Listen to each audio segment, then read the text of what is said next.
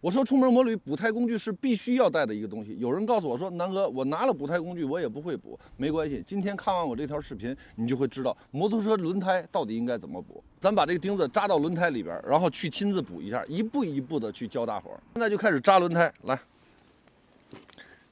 轮胎已经被扎进去了啊，咱们再把这钉子拔下来，非常清楚吧？好，那咱们现在开始补这个轮胎啊。现在咱们拿出我平时用的修理工具，给大伙儿去补一下。都准备好之后，咱们拿出硫化胶的胶水啊。这个轮胎应该怎么去补？你看这儿有个孔了吧？咱们对准这个孔，先放好这个锥子，然后咱们去挤这个胶水，把胶水挤在这个锥子上。咱们再去润滑它，润滑这个轮胎，再去润滑，把这胶条放到这个锥子上。哎，就这种状态。然后咱们把刚才的硫化胶给它涂抹均匀。好，涂到这个胶条上，反正面都涂。这边也是一样。哎，这种状态就可以。那拿出这个锥子，咱们把这个胶条捅进去。捅进去之后，轻轻的往外拽。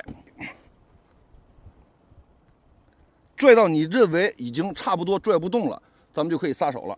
然后用美工刀，咱们把多余的部分给它裁掉，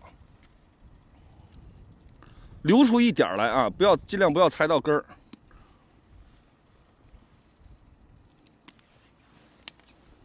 这个也裁掉。好，咱们现在开始打气。前轮胎气压咱们设置成2.5，开始打气。现在呢，气压咱们已经打满了2.5啊，前轮。那咱们看看这个位置，它是否漏气？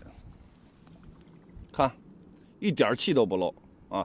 咱们补胎的这个胶条是非常薄的，如果你的轮胎扎了小钉子，它可以去补；然后扎了大钉子呢，咱们可以用2根或者是3根去补。我为什么喜欢用这个品牌的，就是极客的应急补胎工具？原因是我喜欢它这个锥子比较细，也就是说你的轮胎扎了钉子，你不需要扩很大的孔，它的胶条也是比较薄、比较小的，配合着硫化胶，它就可以跟轮胎融合到一体。里边呢也有一个蘑菇头，你也不用担心它会流出来。自从用上极客的应急补胎工具之后啊，我们家的汽车以及摩托车从来就没在外边补过轮胎。可能会有更好用的产品，但是我更相信我一直使用的极客这个品牌。现在你们知道应该如何去补轮胎了吗？有需要下方链接你们自己拍，关注我，推荐你们更实用的。